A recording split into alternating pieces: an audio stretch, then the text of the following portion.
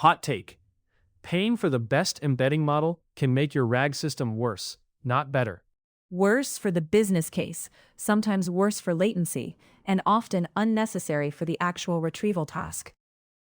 That sounds backwards.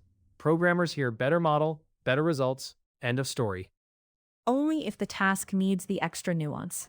A lot of RAG pipelines are not doing subtle semantic reasoning. They are matching obvious product terms, internal jargon, error codes, and repeated documentation patterns. So the real question is not, what is the strongest embedding model? It is, what job is retrieval actually doing in this system? Exactly. If retrieval is just narrowing 10,000 chunks down to 20 clearly relevant ones, a cheaper model can be enough, and the expensive model buys almost nothing users can feel. Give me a concrete case, because this is where teams usually overbuy. Say you are building support search for a SaaS product. Queries look like invoice failed after card update, SSO redirect loop, export CSV missing columns. The docs repeat the same terms the users type. In that setup, a mid-tier embedding model often retrieves nearly the same chunks as the premium one, but at a fraction of the cost. And if nearly the same chunks come back, the answer model downstream barely notices. Right. The user experiences the whole pipeline, not your benchmark spreadsheet. If top K retrieval is already good enough, spending more on embeddings is polishing the wrong stage. So where do teams get trapped? They optimize for model prestige instead of error shape. The expensive model may improve edge cases by a few points, but if your dominant failures come from chunking, stale documents, or bad metadata, that money is aimed at the wrong bottleneck. That is a power shift, because the winner is not the team with the fanciest model. It is the team that knows where quality is actually leaking. Yes, and there is risk in overspending early. Higher embedding costs can limit how much you index, how often you re-embed, or whether you can afford experimentation. A cheaper model can let you refresh data daily instead of weekly. And fresher retrieval can beat smarter vectors. That is interesting, because now cheap is not just acceptable. Cheap can unlock better system behavior. Here is another scenario.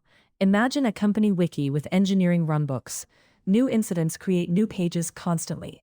If premium embeddings make re-indexing too expensive, the knowledge base ages. Then retrieval misses yesterday's fix. A cheaper model with frequent updates wins, because recall on current facts matters more than subtle semantic finesse. But there has to be a line where going cheap becomes false economy. Absolutely. If users ask messy, indirect, cross-domain questions, model quality matters more. Think legal clauses, medical policy lookup, or research archives where the wording differs from the concept. There, better semantic coverage can prevent silent misses, and silent misses are deadly in RAG. So, task simplicity changes the choice. Simple lexical overlap, stable terminology, narrow domain, cheaper can work. Ambiguity, paraphrase, concept drift, pay up. That is the core heuristic. Also look at retrieval depth. If your answer model can recover from one slightly weak chunk among several strong ones, embeddings do not need to be perfect. But if one missed passage breaks the final answer, retrieval quality becomes much more valuable. Let me push on quality. Some people will hear this and think, great, quality does not matter. Quality matters a lot. The point is to buy the quality your task can use. If the premium model gives you 1% better retrieval but doubles cost, that is smart only when that 1% changes outcomes users care about. So what should a programmer actually test instead of arguing in the abstract? Take a real query set, not synthetic fluff. Measure recall at K, failure cases, latency, and total indexing cost. Then inspect where wrong answers come from. If both models retrieve the same evidence on 80 or 90% of production queries, the expensive model probably is not your first upgrade. Practical example, an e-commerce team builds a RAG assistant for seller docs. Questions are things like return window, barcode label, hazardous item rules. They test a premium embedding model against a cheaper one. And they discover the cheaper model gets almost identical top 5 retrieval on common policy questions. The bigger gains come from splitting long policy pages better and tagging documents by region. They save on embeddings, re-index more often, and spend the budget on evaluation and chunk design.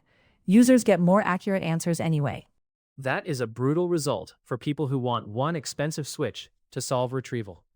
RAG rarely rewards magical thinking. It rewards fit. Choose the embedding model that matches the complexity of your search space, the stakes of a miss, and the economics of keeping the index alive. So, the strategic consequence is clear.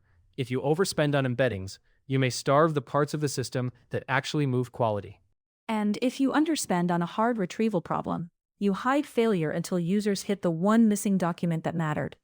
The right move is neither cheap by default nor premium by default. It is task-aware. Which means the smartest RAG teams are not asking, what is the best model on paper? They are asking, what is enough to win this retrieval job? Exactly. In RAG, the expensive model is not the hero. The hero is the model that is good enough, often enough, at a cost that lets the whole system stay sharp.